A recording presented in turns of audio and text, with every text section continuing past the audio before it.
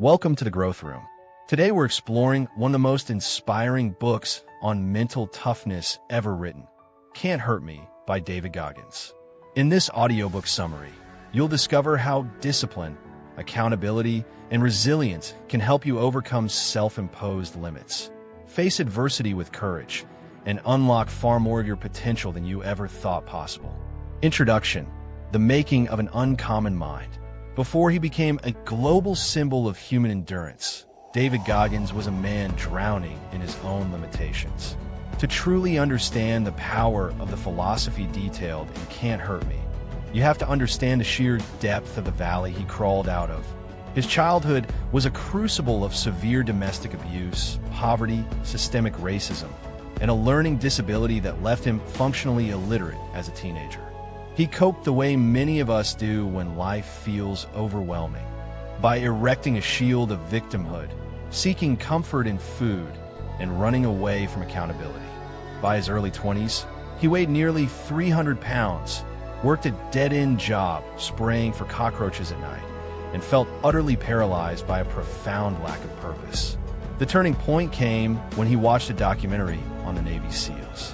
Looking at those elite warriors, he saw the exact opposite of what he was. He saw absolute control, unyielding discipline, and a level of mental fortitude that seemed superhuman. But getting from that couch to the starting line of military elite training required a radical, agonizing transformation. Goggins had to drop over 100 pounds in less than 3 months just to meet the recruitment requirements. He went on to become the only member of the U.S. Armed Forces to complete SEAL training, Army Ranger School, and Air Force Tactical Air Controller training, eventually transitioning into a world-class ultra-endurance athlete who once held the world record for the most pull-ups in 24 hours. Can't Hurt Me became a cultural phenomenon because it isn't just a highlight reel of extreme achievements. It is a raw, unflinching look at the mechanics of human resilience. Goggins provides a blueprint for how a broken mind can be systematically rebuilt through deliberate, unglamorous effort. The core thesis of his life is simple yet profound. Mental toughness is not a genetic lottery ticket. It is a muscle. And just like any muscle, it can only be strengthened by exposing it to progressive resistance. Part 1. Overcoming limitations and breaking the victim mentality. Most of us walk around carrying a hidden weight, the weight of our own excuses.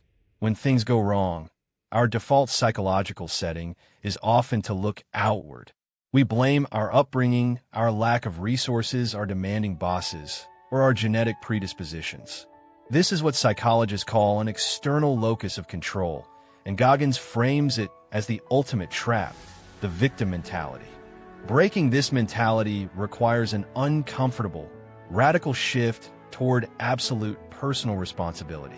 Goggins argues that even if you are not at fault for the trauma or disadvantages of your past, you are entirely responsible for your present and your future. The moment you blame an outside force for your current position in life, you hand over your power to change it. Adversity, when viewed through this lens, stops being a valid excuse to quit and instead becomes raw fuel for growth. Consider a modern professional or entrepreneur today. It is incredibly easy to blame a failed project on a shifting market or a difficult client. But the mindset shift demands that you ask, what part of this did I own? How did my lack of preparation contribute to this outcome? True personal accountability means removing the emotional buffer of excuses. It is about realizing that nobody is coming to save you. There is no perfect mentor, no ideal timing, and no magical stroke of luck that will fix your life.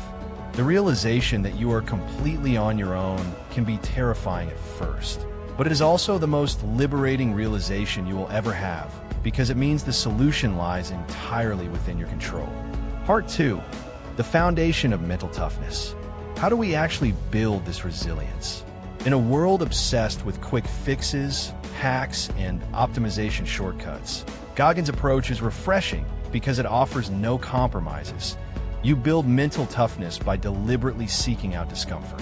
Our modern society is built on a foundation of comfort addiction. We have apps to eliminate every minor inconvenience. environments that are perfectly climate-controlled, and algorithms designed to keep us entertained without effort. This constant insulation from discomfort has an unintended side effect. It makes our minds incredibly fragile. When a real, unscripted challenge appears, whether it's a sudden career setback, an academic hurdles, or a personal crisis, we fold under the pressure because our mental immune systems have never been tested. Developing resilience does not mean you need to jump into freezing water or run 100 miles tomorrow. In fact, doing so without preparation is a recipe for physical injury and mental burnout. Instead, mental toughness is developed through the compounding effect of small, daily choices to face friction. It's choosing to wake up when the alarm goes off instead of hitting snooze. It's sitting down to write or code for an extra 30 minutes when your brain is screaming at you to check your phone. It is the conscious decision to do the hard thing when an easier option is readily available. By consistently choosing the path of greater resistance in low-stakes scenarios, you condition your brain to tolerate the stress of high-stakes environments. You're teaching your mind a vital lesson.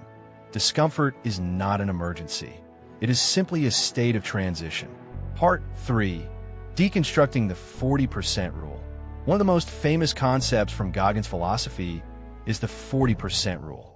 To understand this principle, imagine driving a car equipped with a strict electronic speed governor. You press the gas pedal down, the engine roars, but the car tops out at 40 miles per hour, even though the speedometer goes all the way up to 100. Goggins asserts that our brains possess a similar, deeply ingrained survival mechanism.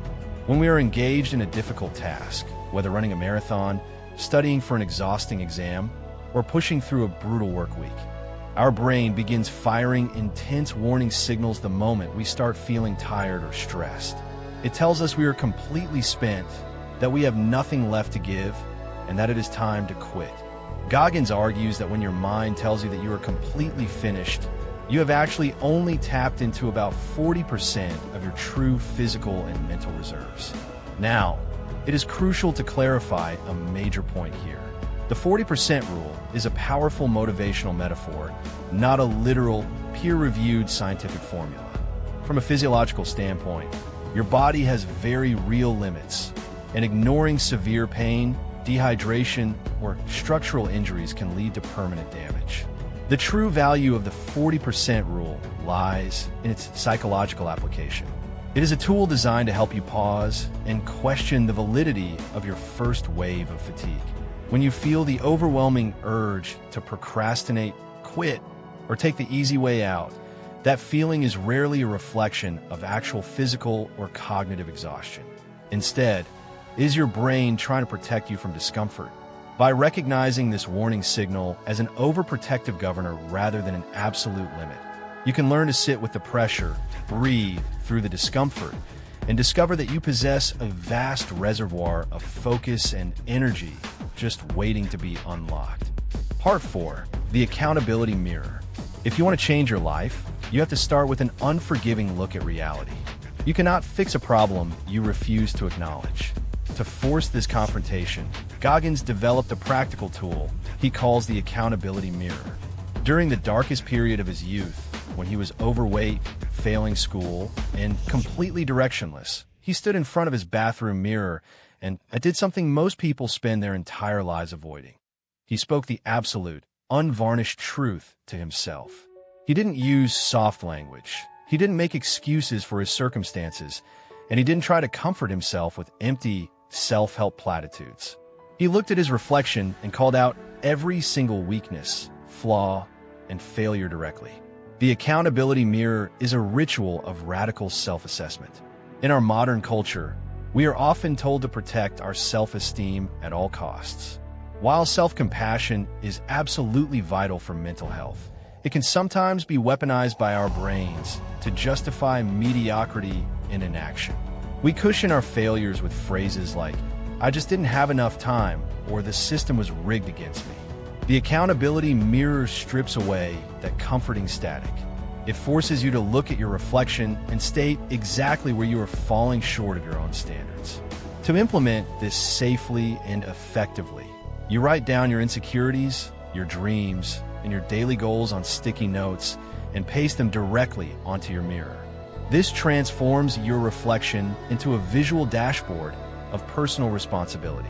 Every morning and every night, you are forced to look at those notes and ask yourself, did my actions today align with the words on this glass? It's crucial to understand that this exercise isn't about self-loathing or beating yourself up. It is about building authentic, unshakable confidence through deliberate action. True confidence is not an emotional state you manifest out of thin air by repeating positive affirmations in the morning. It is a byproduct of evidence. When you look at your mirror, see a hard goal, and know deep down that you executed the work required to move closer to it, you build real self-belief. You stop relying on external validation because you have proof of your own consistency. Part 5. Callusing the Mind. Once you have identified your weaknesses, the next step in the framework is to systematically desensitize your brain to stress and friction, a process Goggins terms callusing the mind. Think about the physical hands of a manual laborer. When they first start lifting heavy stones or handling rough tools, their skin is soft and prone to developing painful blisters. If they stop working the moment a blister forms, their hands will remain soft forever. But if they continue to work through manageable friction, over time, the skin thickens, hardens, and forms calluses. Eventually, those same rough tools no longer cause pain or injury. The hands have adapted to the environment. Your brain adapts in the exact same way. When you first attempt a difficult new endeavor, whether it's starting a highly demanding software engineering boot camp, waking up at 5 a.m. to work on a side business, or committing to a strict physical training routine, your mind will experience a form of psychological blistering. You will feel intense mental friction, boredom, frustration, and an overwhelming desire to quit and return to your comfort zone. Callusing the mind is the practice of intentional, gradual exposure to these challenges. It relies on the biological and psychological principle of progressive overload. You do not build a callous mind by attempting a massive, unsustainable feat that completely shatters your mental health or causes severe physical overtraining. Instead, you build it through relentless consistency. If you want to build a writing habit, you don't start by trying to write a 10,000-word chapter in one sitting. You callous the mind by sitting in the chair for 45 minutes every single day, completely focused, refusing to check your phone or look away from the screen, even when your brain is practically begging for a hit of dopamine. Over days, weeks, and months, this consistent exposure changes your baseline. Tasks that used to require massive amounts of willpower eventually become standard routine. You develop emotional strength and cognitive stamina because you have conditioned your brain to remain calm, focused, and operational in the presence of discomfort. You learn to embrace the boredom and the grind, recognizing them as the exact moments where the mental callus is being formed. Part 6. The strategy of taking souls. In the journey toward mastering your mind, you will inevitably encounter environments where the odds are stacked against you, or where the expectations placed upon you are designed to test your breaking point. It could be an intense corporate environment, a highly competitive academic program, or a grueling athletic selection process. In these high-pressure scenarios, Goggins introduces a highly aggressive mental framing technique he calls taking souls. To be absolutely clear, this concept has nothing to do with cruelty, arrogance, or harming others. It is an entirely internal psychological game designed to subvert expectations and shift the power dynamic in an environment where you feel outmatched. Taking souls means outperforming everyone else's expectations of what is humanly possible under pressure, specifically targeting the energy of the situation to fuel your own drive. When a coach, a boss, a competitor, or even a difficult circumstance expects you to break, crack, or complain, your response is to deliver flawless excellence with a quiet, unshakable confidence. Imagine a software developer working under a brutal deadline with a demanding client, or an entrepreneur facing a string of rejections from investors. The natural human response is to vent, slow down, or show visible signs of defeat. The strategy of taking souls flips this script. You choose to work harder, stay more focused, and remain completely positive and professional, using the sheer difficulty of the situation as your main motivation. You let your results do all the talking. When you perform at your absolute best precisely when things are at their worst, you completely change the dynamic. You command respect without saying a single word. You prove to yourself and to anyone watching that your work ethic and your inner peace are completely detached from external circumstances. It is the ultimate form of quiet confidence, an internal fire that burns brighter the more the external environment tries to put it out. Part 7. The mindset of never finished. Achieving a goal can be a dangerous thing. When we finally land that dream promotion, pass that grueling certification exam, or cross the finish line of a major marathon, a subtle psychological shift often occurs. We celebrate, we relax, and without realizing it, we start sliding back into the very comfort zones we worked so hard to escape. Goggins counters this natural human tendency with the final pillar of his philosophy, the mindset of being never finished. This principle is rooted in a commitment to lifelong learning, continuous growth, and radical humility. It is the understanding that self-mastery is not a destination you reach, unpack your bags, and live in forever. It is a daily practice that must be renewed every single morning. The day you think you have arrived, the day you look in a mirror and decide you are fully optimized, completely successful, and have nothing left to learn, is the exact day your growth stops and your regression begins. To apply this mindset sustainably in your own life, you must learn to decouple your identity from your achievements. Celebrate your victories, absolutely, but do not let them make you soft or complacent. Use them as data points that prove your capability, and then immediately ask yourself, what is the next level? Where am I still hiding from discomfort? How can I improve my focus, my health, or my relationships by just 1% this week? Staying never finished doesn't mean living a life of frantic, anxious overwork or never finding contentment. True fulfillment doesn't come from sitting on a shelf admiring your past trophies. It comes from the active, fully engaged process of seeing what you're truly capable of achieving. It's about staying humble enough to realize you always have weaknesses to work on, and staying ambitious enough to keep pushing your boundaries for the rest of your life. Core Concepts Deep Dive. To fully integrate this mental toughness framework into your daily life, let's strip away the extreme stories and look at the raw structural pillars that make up the Goggins philosophy. These are 7 core concepts that, when practiced together, form an unshakable psychological foundation. Discipline. This is the execution of what must be done exactly when it needs to be done, regardless of your emotional state. Motivation is a fickle, unreliable feeling that disappears the moment you get tired or bored. Discipline is the reliable engine that takes over when motivation completely dies. Mental toughness. The developed capacity to maintain focus, emotional stability, and high performance while operating under intense stress, pressure, or unexpected adversity. Resilience. The psychological elasticity that allows you to absorb heavy failures, setbacks, and life crises. Process the pain constructively and bounce back to your feet without losing your momentum. Accountability. The unwavering commitment to look at your own actions, choices, and results with absolute honesty, completely refusing to blame external forces or create protective excuses. Courage. The willingness to step directly into situations that trigger your fear, self-doubt, or insecurity, recognizing that personal growth lives on the other side of that emotional friction. Consistency. The understand that small, unglamorous actions executed repeatedly over long periods of time will always outperform massive, sporadic bursts of frantic effort. Self-belief. A deep, quiet confidence built entirely on tangible evidence of your own past execution and consistency, rather than empty validation or unearned hype. By viewing these concepts not as vague, abstract virtues, but as highly practical skills that require daily rehearsal, you can begin to transform the way your mind processes pressure and handles challenges. Modern applications across domains.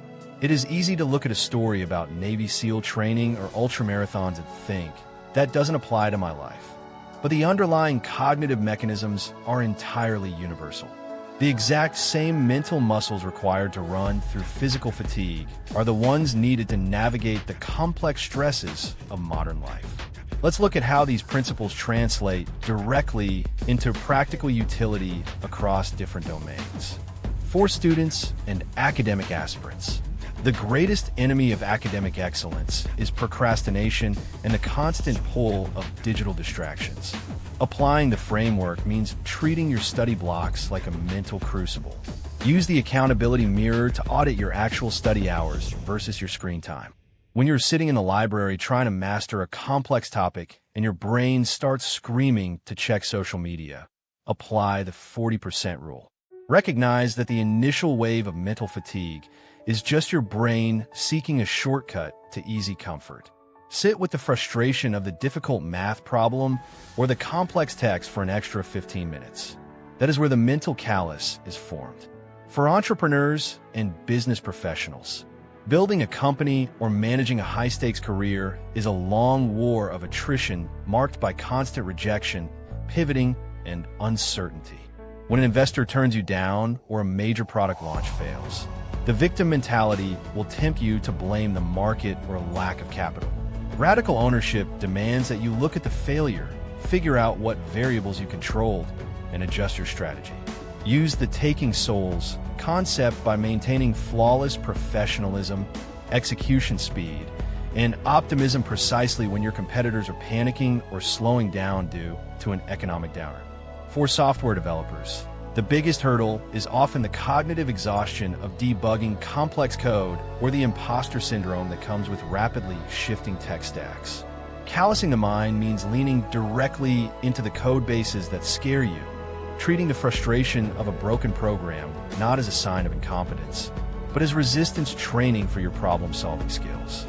For content creators, it means showing up to edit and publish on a strict, predetermined schedule, completely detaching your work ethic from the unpredictable highs and lows of the platform's algorithm. Navigating modern challenges with mental fortitude. To understand why this mental toughness framework is so crucial today, we have to look closely at the modern landscape. We live in an era characterized by unique psychological hurdles that our ancestors never had to navigate. The primary threat to human potential in the modern world isn't physical hardship. It is the insidious, overwhelming abundance of comfort. Comfort addiction, because we can avoid almost every minor inconvenience with the tap of a touchscreen, our psychological tolerance for effort has dropped significantly. We have conditioned our brains to expect immediate gratification, which makes any task requiring long-term, sustained effort feel almost painfully difficult. Social media distraction. We are constantly bombarded by the curated highlight reels of millions of other people. This creates an environment ripe for toxic comparison, self-doubt, and a chronic lack of consistency. We look at someone else's finished product and feel paralyzed by our own messy, unpolished process. The fear of failure, because our mistakes can now be documented or visible to our social circles. The fear of falling short can easily freeze us into total inaction. We choose the safety of the couch or a predictable, unchallenging routine over the risky, uncertain path of chasing ambitious goals. Overcoming these modern challenges requires you to step away from the optimization hacks and realize that the only way out is through the friction. When you feel the familiar urge to procrastinate, your brain is simply trying to protect you from the temporary discomfort of hard cognitive or physical work. By applying the Goggins mindset, you recognize that craving for comfort as an illusion. You don't wait to feel motivated. You don't wait for the perfect, distraction-free environment. You dive straight into the work, knowing that the very act of managing that internal friction is what sharpens your focus and builds your resilience. The mental toughness framework, rebuilt for sustainability. Now, let's address the most vital part of translating these extreme principles into a functional, modern life: sustainability and safety. It is easy to read about David Goggins running on broken bones or pushing through severe medical emergencies and think that you need to destroy your body to prove your mental strength. But that is completely missing the point. Goggins' extreme experiences are personal examples of human capacity, not universal prescriptions for your daily life.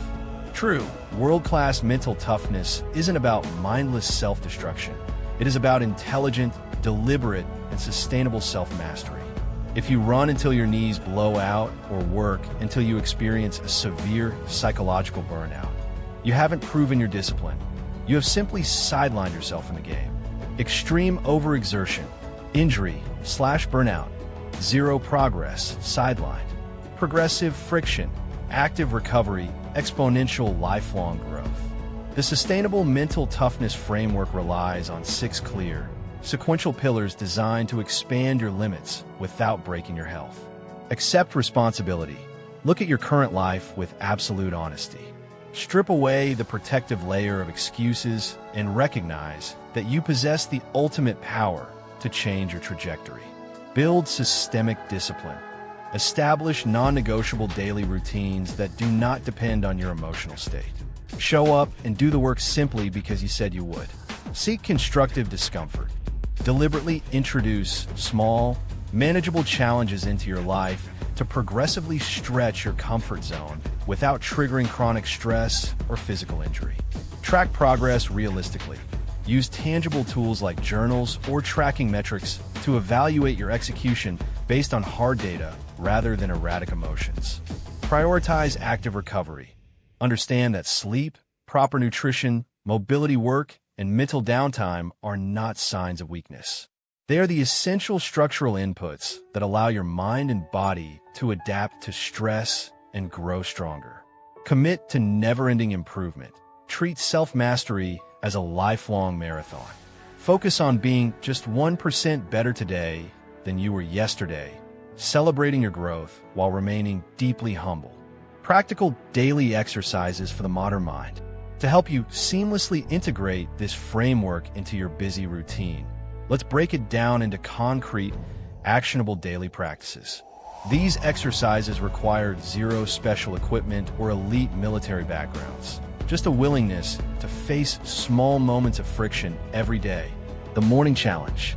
The way you start your day sets the psychological tone for everything that follows. The morning challenge is incredibly simple. Win the very first battle against your own mind. When your alarm goes off in the morning, do not hesitate, do not negotiate, and do not touch the snooze button. The moment you hit snooze, you start your day by declaring defeat to an electronic device and signaling to your brain that comfort is more important than your commitments. Get out of bed immediately. Make your bed to score your first disciplined victory and step directly into your day. Structured physical activity. You do not need to train for a 100-mile ultramarathon to build a tough mind, but you absolutely must engage in regular, structured physical movement. Choose an activity that fits your current fitness level, whether that's a brisk 3-mile walk, a weightlifting session, or a swimming routine. The mental training happens in the final percentages of the workout. When you reach the point where you want to cut the session short by 5 minutes or skip the last set because you feel bored or tired, that is your cue. Push through that minor wave of fatigue safely, maintaining perfect form. You're using physical exercise as a controlled laboratory to practice staying calm under stress. Deep work blocks. In a distracted world, deep, undivided attention is a superpower. Dedicate at least 1 or 2 blocks of 60 to 90 minutes each day to absolute, uninterrupted focus on your most critical task, whether that's writing, coding, planning a business strategy, or studying. Turn off your phone, close all unrelated browser tabs, and commit to sitting in that chair. When the intense urge to check a notification or click away strikes, recognize it as mental friction. Breathe through it and keep your eyes on the work. This practice builds a cognitive callus that protects your attention span from modern digital decay. The accountability journal and daily reflection. The work you do in the external world must be mirrored by the work you do internally. Every evening, dedicate 5 to 10 minutes to an honest, written review of your day. This is the digital age adaptation of the accountability mirror, a private space where you look at your actions with absolute clarity. Open a journal or a blank document and answer 3 simple questions. Where did I lose focus or make excuses today?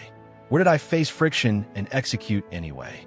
What is the single most important task I must tackle tomorrow morning without hesitation? By writing down your shortfalls and your victories, you prevent your brain from rewriting history to make you feel comfortable.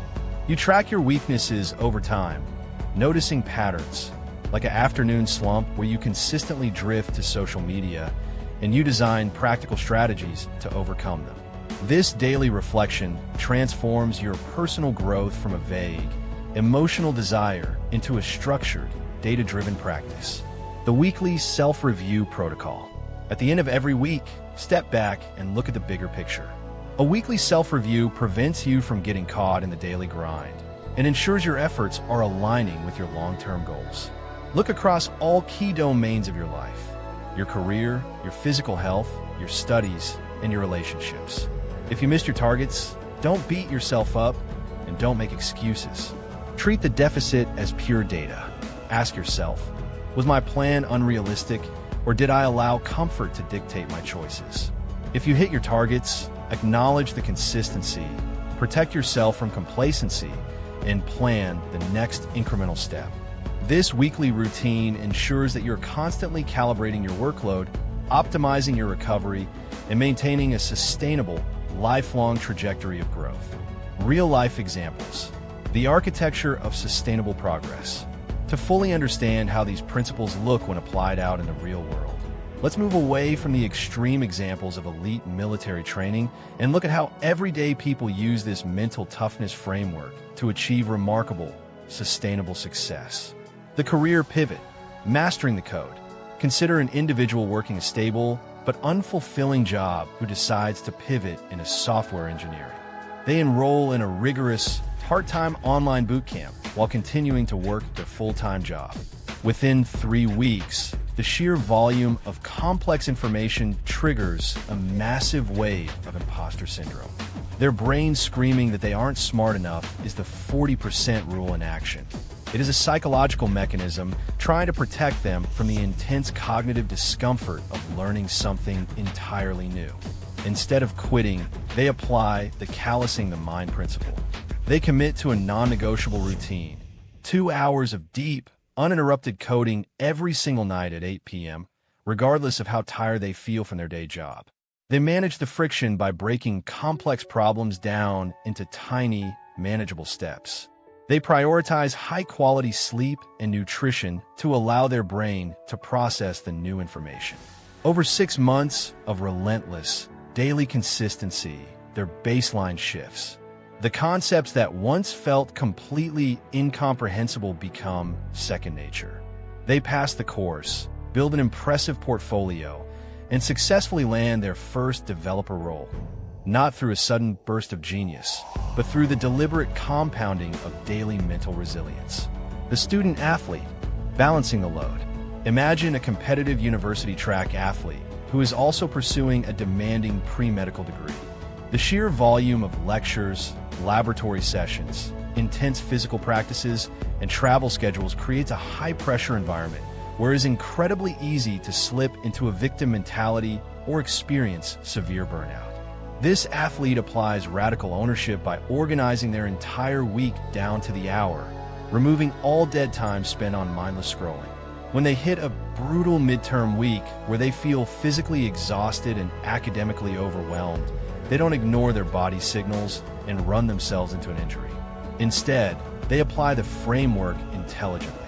They communicate with their coach to optimize their physical recovery, maximize their sleep quality, and use their structured study blocks with absolute, undivided focus.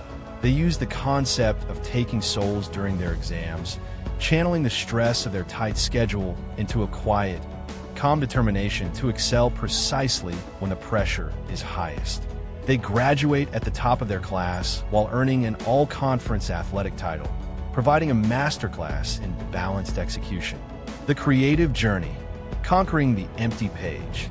An aspiring content creator wants to build a platform sharing educational videos on personal finance.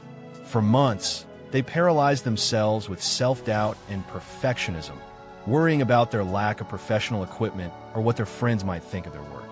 They finally implement the accountability mirror, writing their fears directly on the glass and countering them with a concrete goal. Write, film, and upload one high-quality video every week for the next year, no matter what. When a video they spent 20 hours editing gets less than 50 views, the victim mentality tempts them to blame the platform's algorithm and quit. Instead, they take radical ownership. They look at the data objectively, critique their delivery, and focus on making the next video 1% better.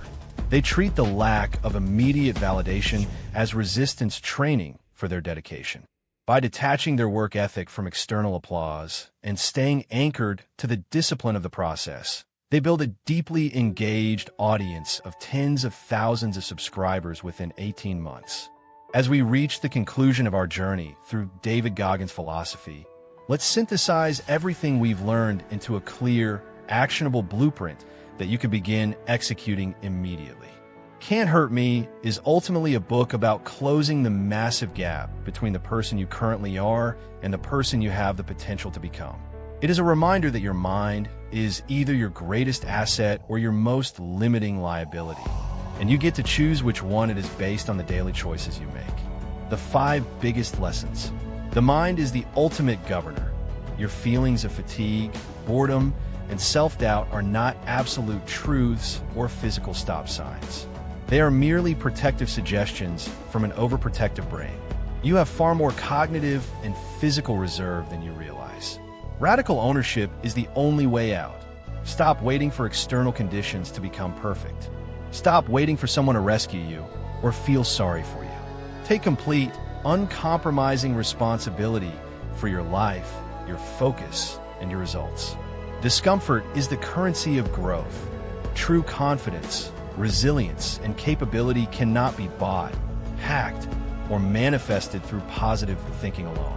They must be earned by consistently facing friction and stepping into manageable discomfort. Consistency trumps intensity. You do not build a resilient mind by executing massive, sporadic, or destructive feats. You build it through the compounding effect of showing up daily, doing the small, unglamorous tasks, and honoring your promises to yourself. You are never finished. Self-mastery is a lifelong practice, not a fixed destination. Celebrate your achievements, but remain humble enough to know that there is always another level of focus, discipline, and personal growth waiting for you. Avoid these common mistakes. When people try to apply this mental toughness framework, they often fall into a few predictable traps. The most common mistake is mindless overtraining and extreme behavior. People read about Goggins' extreme achievements and immediately try to run 15 miles or work 15 hours straight without any baseline conditioning.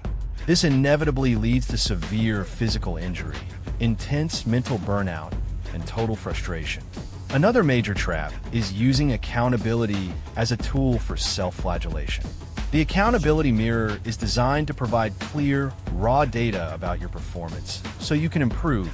It is not a license to beat yourself up or fall into toxic self-loathing. Finally, many people fall victim to motivation dependency.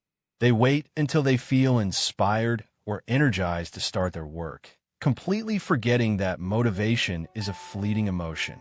True mental toughness means setting up systems, schedules, and habits that ensure you execute even when you feel absolutely zero desire to do so. Your practical 30-day action plan.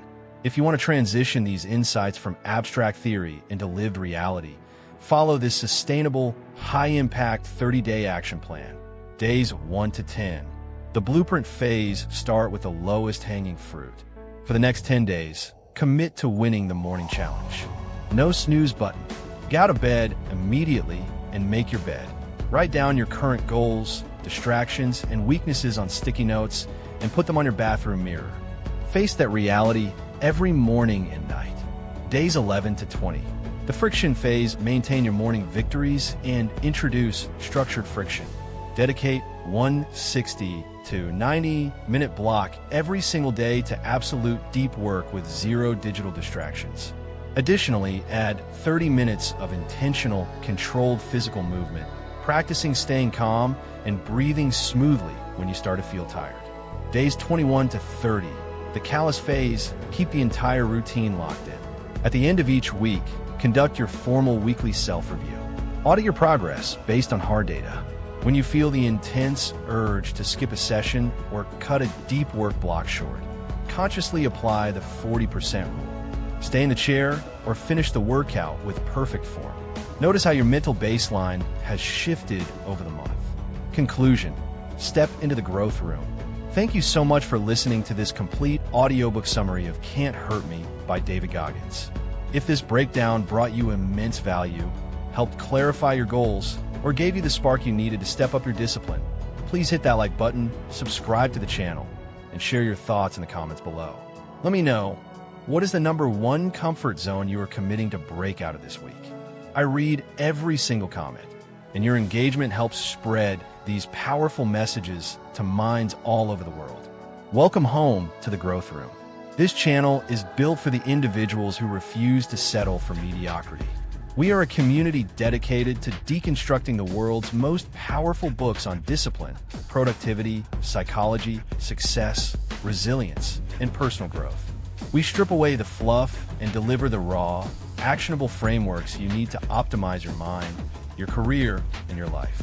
Remember, comfort is a beautiful place, but absolutely nothing grows there. Your mind will always try to tell you that you're finished long before you actually are.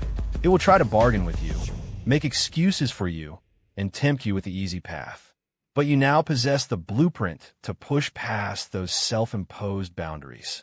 Take radical ownership of your timeline. Build your daily discipline.